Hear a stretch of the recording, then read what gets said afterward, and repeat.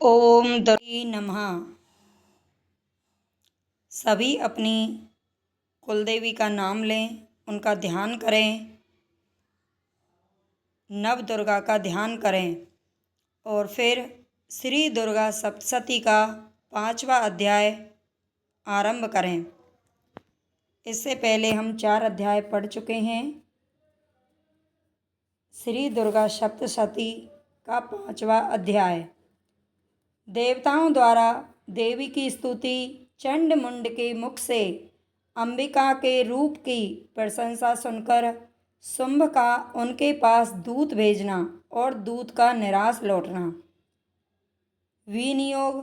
ओम इस उत्तर चरित्र के रुद्र ऋषि हैं, महासरस्वती देवता हैं, अनुष्टुप छंद हैं, भीमा शक्ति हैं, भ्रामरी बीज है, सूर्य तत्व है और सामवेद स्वरूप है। महासरस्वती की प्रसन्नता के लिए उत्तर चरित्र के पाठ में इसका विनियोग किया जाता है। ध्यान। जो अपने कर कमलों में घंटा, शूल, हल, शंख, मूसल, चक्र, धनुष और बाण धारण करती हैं, शरद ऋतु के शोभा संपन्न चंद्रमा के समान जिनकी मनोहर कांति है, जो तीनों लोकों की आधारभूता और शुंभ आदि दैत्यों का नाश करने वाली हैं, तथा गौरी के शरीर से जिनका प्राकट्य हुआ है, उन माँ सरस्वती देवी का मैं निरंतर भजन करता या करती हूँ। ध्यान करने के बाद 5वां अध्याय शुरू होता है।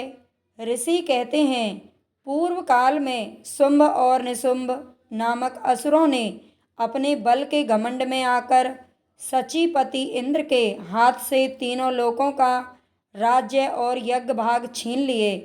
वे ही दोनों सूर्य, चंद्रमा, कुबेर, यम और वरुण के अधिकार का भी उपयोग करने लगे। वायु और अग्नि का कार्य भी वे ही करने लगे। उन दोनों ने सब देवताओं को अपमानित, राज्य भ्रष्ट, पराजित तथा अधिकारहीन करके स्वर्ग से निकाल दिया। उन दोनों महान असुरों से तिरस्कृत देवताओं ने अपराजिता देवी का स्मरण किया और सोचा, जगदम्बा ने हम लोगों को वर दिया था कि आपत्ति काल में याद करने पर मैं तुम्हारी सब आपत्तियों का नाश कर दूंगी। यह विचार कर देवता गिरिराज हिमालय पर गए और वहाँ भगवती विष्णु माया की स्तुति करने लगे। देवता बोले, देवी को नमस्कार है। हे महादेवी, शिवा को सर्वदा नमस्कार है। प्रकृति एवं भद्रा को नमस्कार है। हम लोग नियम पूर्वक जगदम्बा को नमस्कार करते हैं। रौद्रा को नमस्कार है। नित्या, गौरी एवं धात्री को बारंबार नमस्कार है। ज्योतिराश्रयमयी चंद्र रूपिणी सुख स्वरूपा देवी को सतत प्रणाम है। शरणागतों का कल्याण करने वाली वृद्धि एवं सिद्धि रूपा देवी को हम बारंबार नमस्कार करते हैं। जो देवी सब प्राणियों में चेतना कहलाती हैं, उनको नमस्कार, उनको बारंबार नमस्कार है। जो देवी सब प्राणियों में बुद्धि रूप से स्थित है, उनको नमस्कार है। जो देवी सब प्राणियों में क्षुधा रूप से स्थित हैं, उनको बारंबार नमस्कार है। जो देवी सब प्राणियों में छाया रूप से स्थित हैं, उनको बारंबार नमस्कार है। जो देवी सब प्राणियों में शक्ति रूप से स्थित हैं, उनको नमस्कार है। जो देवी सब प्राणियों में तृष्णा रूप से स्थित हैं, उनको नमस्कार है। जो देवी सब प्राणियों में क्षमा रूप से स्थित हैं, उनको बारंबार नमस्कार है। लज्जा रूप में, शांति रूप में, श्रद्धा रूप में, कांति रूप में, लक्ष्मी रूप से, वृत्ति रूप से, स्मृति रूप से, दया रूप से बारंबार नमस्कार है। तुष्टि रूप से, माता रूप से, प्राणियों में भ्रांति रूप से स्थित है, उनको बारंबार नमस्कार है। जो जीवों के इंद्रिय वर्ग की अधिष्ठात्री देवी एवं सब प्राणियों में सदा व्याप्त रहने वाली हैं, उन व्याप्ति देवी को बारंबार नमस्कार है। चैतन्य रूप से इस संपूर्ण जगत को व्याप्त करके स्थित हैं, उनको नमस्कार है। पूर्व काल में अपने अभिष्ट की प्राप्ति होने से देवताओं ने जिनकी स्तुति की तथा देवराज इंद्र ने बहुत दिनों तक जिनका सेवन किया, यह कल्याण की साधन भूता ईश्वरी हमारा कल्याण और मंगल करे। उदंड दैत्यों से सताए हुए हम सभी देवता जिन परमेश्वरी को इस समय नमस्कार करते हैं तथा जो भक्ति से विनम्र पुरुषों द्वारा स्मरण की जाने पर तत्काल ही संपूर्ण विपत्तियों का नाश कर देती हैं, वे जगदम्बा हमारा संकट दूर करें। ऋषि कहते हैं, राजन, इस प्रकार जब देवता स्तुति कर रहे थे उस समय पार्वती देवी गंगा जी के जल में स्नान करने के लिए वहां आई। उन सुंदर बाहों वाली भगवती ने देवताओं से पूछा, आप लोग यहाँ किसकी स्तुति करते हैं? तब उन्हीं के शरीर कोश से प्रकट हुई शिवा देवी बोली, शुंभ दैत्य से तिरस्कृत और युद्ध में निशुंभ से पराजित हो यहाँ एकत्रित हुए ये समस्त देवता मेरी ही स्तुति कर रहे हैं। पार्वती जी के शरीर कोश से अंबिका का प्रादुर्भाव हुआ था, इसलिए वे समस्त लोकों में कौशिकी कहलाई। कौशिकी के प्रकट होने के बाद पार्वती देवी का शरीर काले रंग का हो गया, अतः वे हिमालय पर रहने वाली कालिका देवी नाम से विख्यात हुईं। इसके बाद शुंभ निशुंभ के भृत्य चंड मुंड वहां आए और उन्होंने परम मनोहर रूप धारण करने वाली अंबिका देवी को देखा। फिर वे शुंभ के पास जाकर बोले, हे महाराज, एक अत्यंत मनोहर स्त्री है जो अपनी दिव्य कांति से हिमालय को प्रकाशित कर रही हैं। वैसा उत्तम रूप कहीं किसी ने भी नहीं देखा होगा। असुरेश्वर, पता लगाइए वे देवी कौन है और उसे प्राप्त कर लीजिए। स्त्रियों में तो वह रत्न है, उसका प्रत्येक अंग बहुत ही सुंदर है तथा वह अपने स्त्री अंगों की प्रभा से संपूर्ण दिशाओं में प्रकाश फैला रही है। दैत्यराज, अभी वह हिमालय पर ही मौजूद हैं, आप उसे देख सकते हैं। हे प्रभु, तीनों लोकों में मणि, हाथी और घोड़े आदि जितने भी रत्न हैं वे सब इस समय आपके घर में शोभा पाते हैं। हाथियों में रत्नभूत ऐरावत, यह पारिजात का वृक्ष और यह उच्चैःश्रवा घोड़ा, यह सब आपने इंद्र से ले लिया है। हंसों से जुता हुआ यह विमान भी आपके आंगन में शोभा पाता है। यह रत्नभूत अद्भुत विमान जो पहले ब्रह्मा जी के पास था अब आपके पास है। यह महापद्म नामक निधि आप कुबेर से छीन लाए हैं। समुद्र ने भी आपको किंजल की नाम की माला भेंट की है जो केसरों से सुशोभित है और जिसके कमल कभी कुमलाते नहीं हैं।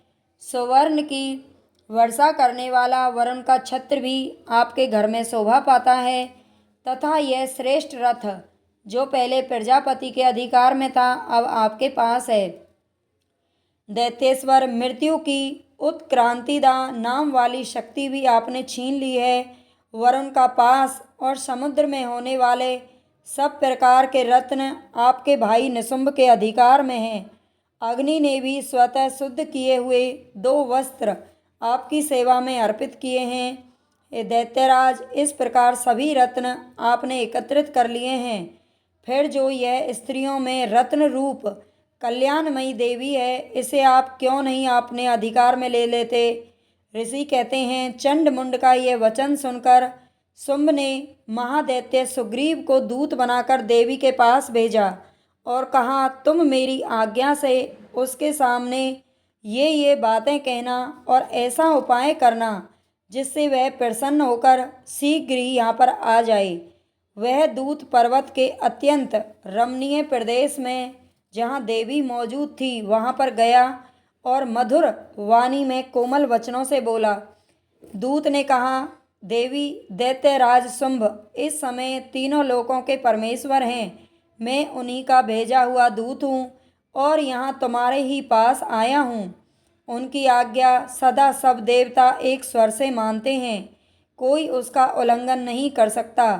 वे संपूर्ण देवताओं को परास्त कर चुके हैं। उन्होंने तुम्हारे लिए जो संदेश दिया है उसे सुनो। संपूर्ण त्रिलोकी मेरे अधिकार में है। देवता भी मेरी आज्ञा के अधीन चलते हैं। संपूर्ण यज्ञों के भोगों को मैं ही पृथक पृथक भोगता हूँ। तीनों लोकों में जितने श्रेष्ठ रत्न हैं वे सब मेरे ही पास हैं। देवराज इंद्र का वाहन ऐरावत जो हाथियों में रत्न के समान है मैंने छीन लिया है। क्षीर सागर का मंथन करने से जो अश्व रत्न उच्चैःश्रवा प्रकट हुआ वह मेरे पास है। हे सुंदरी, उनके सिवा और भी जितने रत्नभूत पदार्थ देवताओं, गंधर्वों और नागों के पास थे वे सब मेरे ही पास आ गए हैं। हे देवी, हम लोग तुम्हें संसार की स्त्रियों में रत्न मानते हैं, इसलिए तुम भी अब हमारे पास आ जाओ, क्योंकि रत्नों का उपभोग करने वाले हम ही हैं। चंचल कटाक्षों वाली सुंदरी, तुम मेरी या मेरे भाई महापराक्रमी निशुंभ की सेवा में आ जाओ, क्योंकि तुम रत्न स्वरूपा हो। मेरा वरण करने से तुम्हें तुलना रहित महान ऐश्वर्य की प्राप्ति होगी। अपनी बुद्धि से यह विचार कर तुम मेरी पत्नी बन जाओ। ऋषि कहते हैं, दूत के यों कहने पर कल्याणमयी भगवती देवी जो इस जगत को धारण करती हैं मन ही मन गंभीर भाव से मुस्कुराईं और इस प्रकार बोली। देवी ने कहा, दूत, तुमने सत्य कहा है, इसमें तनिक भी झूठ नहीं है। शुंभ तीनों लोकों का स्वामी है और निशुंभ भी उसी के समान पराक्रमी है, किंतु इस विषय में मैंने जो प्रतिज्ञा कर ली है उसे मिथ्या कैसे कर दूं। मैंने अपनी अल्प बुद्धि के कारण पहले से जो प्रतिज्ञा कर रखी है उसे सुनो। जो मुझे संग्राम में जीत लेगा, जो मेरे अभिमान को चूर्ण कर देगा तथा संसार में जो मेरे समान बलवान होगा वही मेरा स्वामी होगा। इसलिए शुंभ और निशुंभ स्वयं ही यहाँ पर पधारें और मुझे जीतकर शीघ्र ही मेरा पानी ग्रहण कर लें। इसमें विलंब की क्या आवश्यकता है।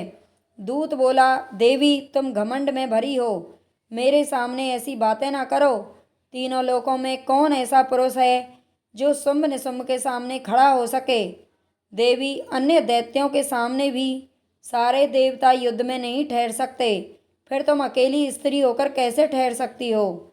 जिन शुंभ आदि दैत्यों के सामने इंद्र आदि सब देवता भी युद्ध में खड़े नहीं हो सके, उनके सामने तुम स्त्री होकर कैसे जाओगी। इसलिए तुम मेरे ही कहने से शुंभ निशुंभ के पास चली आओ। ऐसा करने से तुम्हारे गौरव की रक्षा होगी, अन्यथा जब वे केस पकड़कर घसीटेंगे तब तुम्हें अपनी प्रतिष्ठा खोकर जाना पड़ेगा। देवी ने कहा, तुम्हारा कहना ठीक है। शुंभ बलवान है और निशुंभ भी बड़े पराक्रमी हैं, किंतु क्या करूं।